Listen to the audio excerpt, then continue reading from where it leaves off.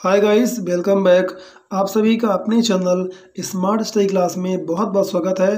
Guys, मैं आपके लिए नई नई स्टोरीज लेके आता रहता हूं, जिसके थ्रू मैं आपको इंग्लिश रीडिंग के साथ साथ इंग्लिश के नए वर्ड्स और इंग्लिश का हिंदी में अनुवाद कैसे करें ये सिखाने का मैं अपना पूरा प्रयास करता हूं। और गाइस, आप इसके साथ साथ नए नए वर्ड्स सीखने पे बहुत ध्यान दीजिए और साथ ही साथ इंग्लिश को करेक्टली यानी एक मतलब देखा जाए तो राइट वे में कैसे प्रोनाउंस करते हैं, कैसे रीडिंग करते हैं, ये बेहद ज़रूरी है एक अच्छी इंग्लिश बोलने के लिए। ठीक है, तो चलिए मैं रीडिंग के साथ साथ आपको इंग्लिश का हिंदी में अनुवाद कैसे करते हैं ये सिखाता हूँ। तो गाइस, इस वीडियो को लास्ट तक जरूर देखें और अपने दोस्त यारों को भी शेयर करें यदि आपको लगता है कि ये तरीका ज़्यादा अच्छा है। ठीक है, स्टोरीज़ के साथ साथ इंग्लिश सीखना काफ़ी इंटरेस्टिंग होता है। तो गाइस, अपने दोस्तों को और जिसको भी आपको लगता है कि इंग्लिश सीखनी इम्पोर्टेंट है और आपके लिए वो ज़्यादा मायने रखता है, तो आप ऐसे लोगों को ज़रूर शेयर करिए। तो चलिए गाइस, आज की स्टोरी को हम फटाफट शुरू करते हैं। जैसा कि आप देख रहे हैं, इस स्टोरी का नाम है the ant and the grasshopper. बहुत ही फेमस स्टोरी है गाइस, आप सब ने कभी न कभी है ना अपने किसी न किसी क्लास में पढ़ा होगा। तो चलिए, आज हमारा उद्देश्य है कि राइट बिल्कुल सही तरह से प्रोनाउंस करना, इंग्लिश रीडिंग करना और साथ साथ इंग्लिश का हिंदी में अनुवाद करना। ठीक है, ये सारी चीज़ आप सीखेंगे। तो चलिए, सबसे पहले मैं आपको इसका टाइटल समझा देता हूँ। इसका जो शीर्षक कहानी का, the ant and the grasshopper. तो आंट मीन्स चींटी होता है, एंड यानी और, एंड ग्रास होपर मीन्स टिड्डा होता है। आप सब ने ये हरे कलर का टिड्डा देखा होगा। चलिए, इसका पहले हम देख लेते हैं इसके नाम का मतलब क्या होता है।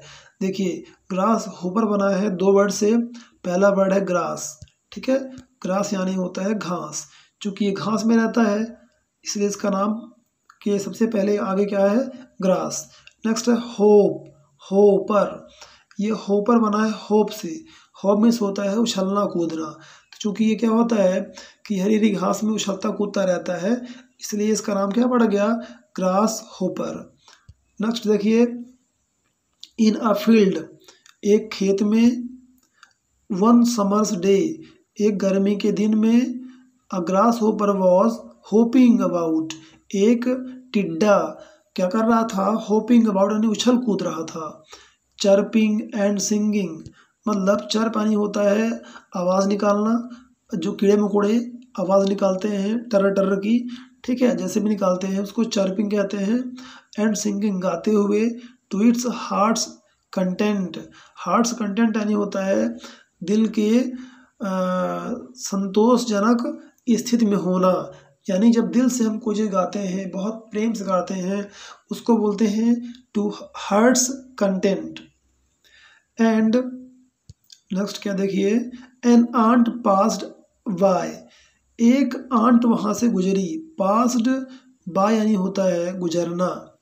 Bearing along with great effort, यानी कि बियरिंग मतलब होता है किसी चीज़ को सहन करना, कोई चीज़ अपने ऊपर लिए रहना। ठीक है, अलोंग विथ यानी साथ साथ, तो वो अपने साथ साथ क्या देखिए, एन ईयर ऑफ कॉर्न, यानी कि मक्का का जो भुट्टा होता है, ठीक है, जिसको अपन लोग भून कर आग में खाते हैं, उसको बोलते हैं एन ईयर ऑफ कॉर्न। देखिए, ये जो आंट है वो अपने सर पे रखी हुई है, राइट।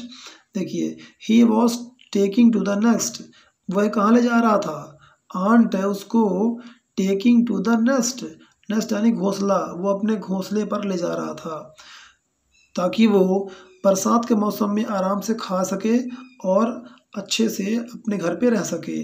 ठीक है, लेकिन ये टिड्डा क्या कर रहा था, ये टिड्डा गर्मी के मौसम में यहाँ वहाँ मस्ती कर रहा था, गाना गा रहा था और इन्जॉय कर रहा था। इसको फिक्र नहीं है कि आने वाले बरसात के मौसम में हम क्या करेंगे। ओके, चलिए नेक्स्ट देखते हैं। Why not come and chat with me, तो ये ग्रास होपर बोलता है कि तुम मेरे साथ क्यों नहीं आते। वाई नॉट कम, क्यों नहीं आते, एंड चैट विथ मी, मेरे साथ बात क्यों नहीं करते। Okay, sad the grass hopper, grass hopper ने कहा। Instead of toiling and मॉइलिंग away, देखिए टॉयलिंग एंड मॉइलिंग का मतलब होता है कठिन परिश्रम करना। तो और इंस्टेड ऑफ यानी होता है के बदले या के बजाय, ठीक है, इसको आप नोट कर लें। इंस्टेड ऑफ यानी होता है के स्थान पे या के बदले।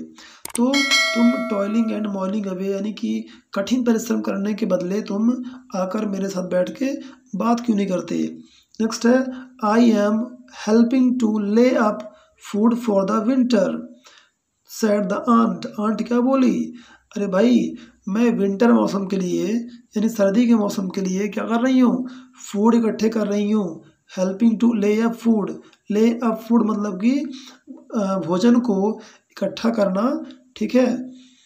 तो वो कह रही है कि मैं विंटर मौसम के लिए फूड इकट्ठा कर रही हूँ। ओके, नेक्स्ट देखिए recommended you to the same, और तुमको भी मैं यही सेम चीज़ रिकमेंड करती हूँ। रिकमेंड नहीं होता है जब कोई बात किसी को सुझाव के तौर पे कहना या सुझाव देना कुल मिलाकर कि तुम भी ऐसा क्यों नहीं करते या ये चीज़ कर लो, तो रिकमेंड नहीं होता है सुझाव देना।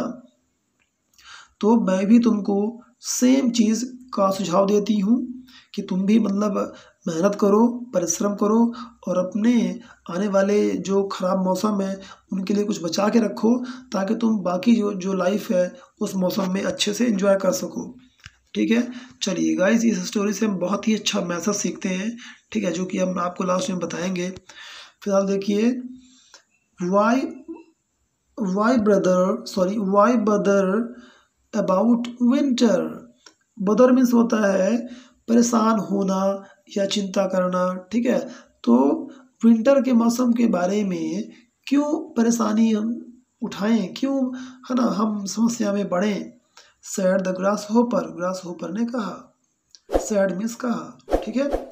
We have got plenty of food at present, कहता है कि मेरे पास अभी बहुत ज़्यादा फूड है, ठीक है। प्लेंटी यानी होता है प्रचुर मात्रा में या ज़्यादा। प्रेजेंट, एट प्रेजेंट यानी कि वर्तमान समय में मेरे पास प्लेंटी ऑफ फूड, बहुत ज़्यादा फूड है। वी हैव गॉट यानी कि हमारे पास है।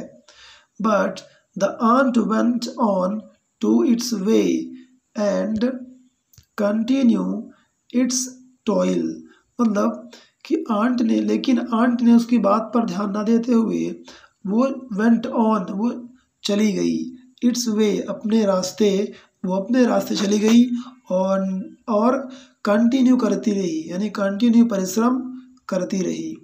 व्हेन द विंटर केम, जब सर्दी का मौसम आया, तो उसने क्या किया, the grasshopper found itself dying of hunger. देखिए यहाँ पर आपको ध्यान देना है, डाइंग ऑफ हंगर होता है से मरना, हंगर से मरना। हंगर मीन्स होता है भूख, ठीक है। तो हंगर मीन्स भूख और हंग्री मीन्स भूखा, तो दोनों में फ़र्क होता है, राइट। तो डाइंग यानी मरना, इटसेल्फ यानी स्वयं। तो ग्रास होपर क्या था, अपने आप को क्या पाया, फाउंड इटसेल्फ, अपने आप को पाया कि वह भूख से मर रहा है। While it saw the ants disturbing every day, while it saw, उसी समय उसने देखा कि जो आंट है वो हर दिन क्या कर रही थी, मतलब डिस्ट्रीब्यूटिंग है। डिस्ट्रीब्यूट यानी होता है प्रदान करना या कुछ देना। तो उसने देखा कि आंट कुछ न कुछ हर दिन दे रही है, every day, corn and grain from the stores they had collected in the summer. क्यों देख रहा है कि जो उसने समर के मौसम में कलेक्ट किया था, ओके, कलेक्ट यानी इकट्ठा करना, हैड यानी चुका था या चुकी थी, यानी वो कलेक्ट कर ली थी समर मौसम में, ठीक है। इसलिए वो आज आराम से बैठ के खा रही थी और मौसम का मज़ा ले रही थी। तो आप क्या सीखते हैं इस स्टोरी से गाइस, कि हमें भी क्या होना चाहिए, आंट की तरह मेहनती होना चाहिए और अपने फ्यूचर के लिए कुछ न कुछ बचा के रखना चाहिए, ताकि मुसीबत में वो हमारे काम आ सके। ठीक है। उसके लिए आपको अभी से परिश्रम करना पड़ेगा, आपको टॉयल करना पड़ेगा, आपको मॉइल करना पड़ेगा, ताकि आप एक अच्छा फ्यूचर अपना बना सकें। ठीक है। सो गाइस, आज आपसे मतलब ये है कि आप मेहनत करना शुरू कर दें, ताकि आप फ्यूचर में, आने वाले टाइम में आप एक बेहतर इंग्लिश सीख सकें और अपने फ्यूचर को भी आप बेहतर बना सकें। सो गाइस, यदि आप आज से मेहनत करना स्टार्ट नहीं करेंगे तो आई होप दैट कि आप बिल्कुल भी इंग्लिश नहीं सीख पाएंगे सिर्फ वीडियो देखने से। गाइस, आई होप दैट आपको ये स्टोरी अच्छी लगी होगी। यदि स्टोरी अच्छी लगी है तो इसको आप लाइक कर दें, और यदि आप नए हैं तो चैनल को सब्सक्राइब करके बेल आइकन को प्रेस कर लें, ताकि इस तरह की इंटरेस्टिंग स्टोरीज़ आपके लिए टाइम से मिल जाएं और आप इंग्लिश को एंजॉय कर पाएँ और इंग्लिश को सीख पाएँ। तो फ्रेंड्स, हमारे साथ लास्ट तक बने रहने के लिए आप सभी का बहुत बहुत धन्यवाद।